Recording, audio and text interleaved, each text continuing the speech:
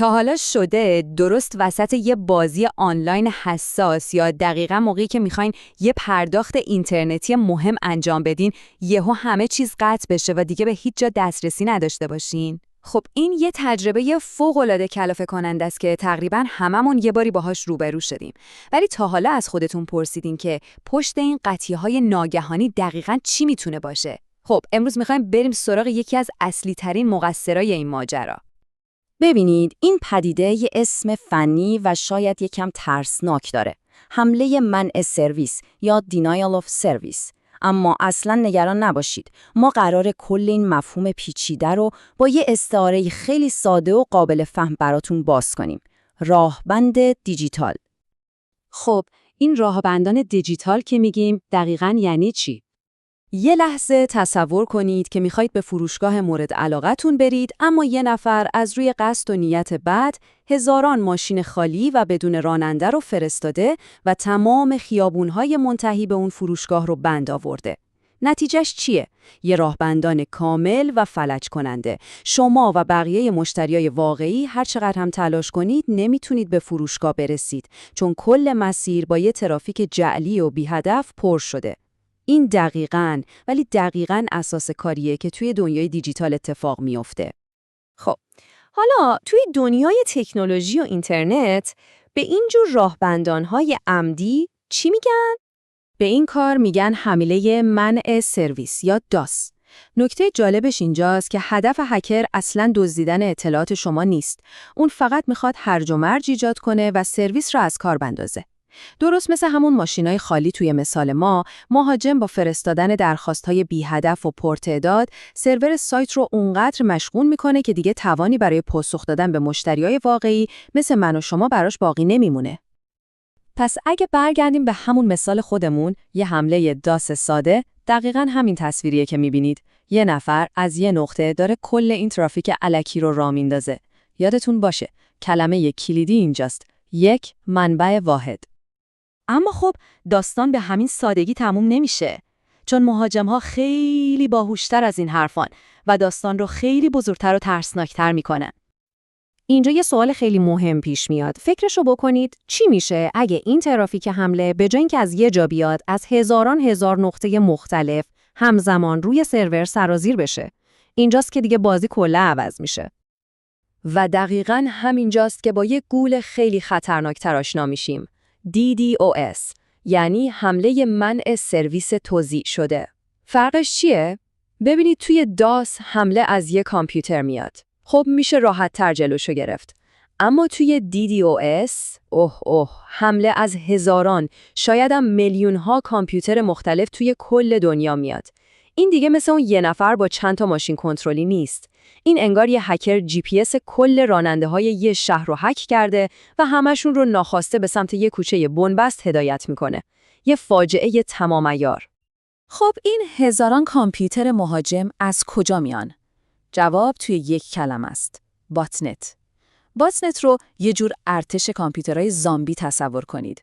اینا کامپیوترهای آدمای عادی هن، مثل کامپیوتر من و شما که به یه بدافزار آلوده شدن و حالا یه نفر از اون سر دنیا میتونه به همشون دستور بده بدون اینکه صاحب کامپیوتر اصلا روحش هم خبر داشته باشه. ساختن این ارتش زامبی هم یه فرایند 4 مرحله‌ای ساده داره. اول هکر یه بدافزار میسازه و پخشش میکنه، مثلا توی یه ایمیل الکی یا یه فایل دانلود مشکوک. بعد هزاران کامپیوتر بیخبر آلوده میشن و تبدیل میشن به سربازای این ارتش مخفی. و آخر سر فرمانده یعنی همون هکر فقط با یک کلیک به کل این ارتش دستور میده که به یه هدف مشخص سرازیر بشن. بخش واقعا ترسناکش اینه که کامپیوتر شما ممکنه همین الان بدون اینکه بدونید یه سرباز توی یکی از این ارتش‌ها باشه. خب تا اینجا فهمیدیم این حملات چجوری کار میکنن، ولی سوال اصلی اینه که اصلا چرا؟ کی حوصله داره این همه دردسر بکشه که یه سایت رو از کار بندازه؟ چه انگیزه‌ای پشت این همه آشوب دیجیتاله؟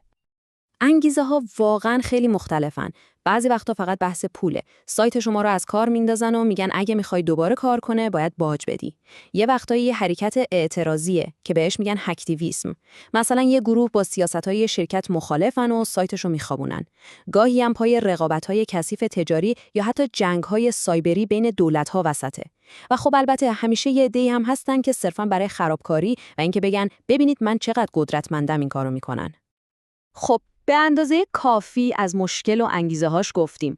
حالا بیایید بریم سراغ راه حل‌ها. شرکت‌ها و سرویس‌ها چطور میتونن جلوی این سیل ترافیک جعلی رو بگیرن و از خودشون دفاع کنن؟ این جمله خیلی قشنگ وضعیت رو توصیف میکنه. دنیای امنیت سایبری یه بازی موش و گربه بی‌پایانه. هر روز که حمله‌ها پیچیده‌تر میشن، روش‌های دفاعی هم باید هوشمندتر و قوی‌تر بشن. یه مسابقه تسلیحاتی دیجیتاله که هیچ وقت تمومی نداره. معمولاً 3 استراتژی اصلی برای دفاع وجود داره. اولی محدودسازی نرخ هست که مثل یه چراغ راهنمایی عمل میکنه و اجازه نمیده ترافیک بیش از حد در یک لحظه وارد بشه. برای حمله‌های کوچیک جواب میده. دومی لیست سیاه IP هست. انگار یه نگهبان دم در وایستاده و یه لیست از پلاک‌های ممنوعه داره. اما مشکل اینه که هکرها خیلی راحت میتونن پلاکاشون رو عوض کنن. اما قوی‌ترین و مؤثرترین راه سرویس‌های کاهش حمله دیداس هستن. اینا مثل یه مرکز کنترل ترافیک فوق هوشمند و غول پیکر عمل میکنن که کل ترافیک رو به یه مرکز فیلترینگ هوشمند میفرستن. ماشینای واقعی رو از جعلی جدا میکنن و فقط به مشتریهای واقعی اجازه عبور میدن. پس میبینید کل ماجرا و چالش اصلی دقیقاً همینه. هدف تمام این سیستم‌های دفاعی فقط یک چیزه. اینکه بتونن بین میلیون‌ها درخواستی که در هر ثانیه میاد، اون درخواست‌های کاربران واقعی و قانونی رو از سیل عظیم ترافیک مخرب حمله تشخیص بدن و جدا کنن. کاری که گفتنش آسونه، ولی انجام دادنش فوق‌العاده پیچیده است. و این به بهترین شکل کل موضوع رو جمع‌بندی میکنه. برخلاف چیزی که خیلی‌ها فکر میکنن، حمله دیداس یه هک هوشمندانه برای نفوذ به سیستم نیست. نه، این یه حمله مبتنی بر زور و حجم خالصه. هدفش گیج کردن سیستم نیست، بلکه غرق کردنشه. یه راهبندان دیجیتال ساده ولی در مقیاسی که میتونه کل یک کسب و کار رو فلج کنه. و در آخر این سوال بزرگ و تأمل برانگیز باقی میمونه. هرچه زندگی ما بیشتر و بیشتر به اینترنت وابسته میشه، در واقع داریم بزرگراه‌های دیجیتال بزرگتری میسازیم.